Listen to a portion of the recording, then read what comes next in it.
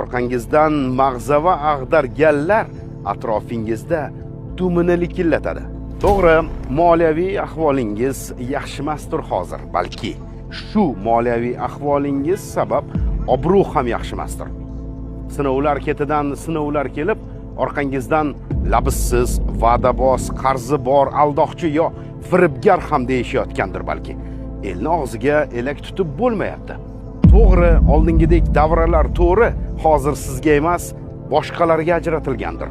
Doim to'kin ro'zg'orga o'rgatib qo'yib, hozir sal tortilgan paytda na turishingiz va na gapingiz yoqmayotgandir uyda ham.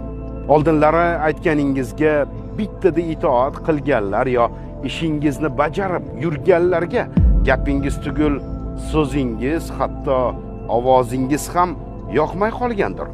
Nima desangiz ham hozir bir tinga olinmayotgandek tuyulayotganining asl sababi nimada aytayman?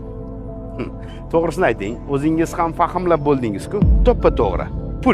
Pulingiz bo'lsa hammaga yoqasiz. Pulingiz bo'lsa, hozir sanab o'tganlarimiz orqangizdan mag'zava ag'darganlar atrofingizda dumini likillatadi. Bo'ldi endi, turing o'rningizdan. Siz buyuk ishlarga qodirsiz. Siz eng zo'rsiz. Siz eng professionalsiz. Chiqing tashqariga. Hayot go'zal.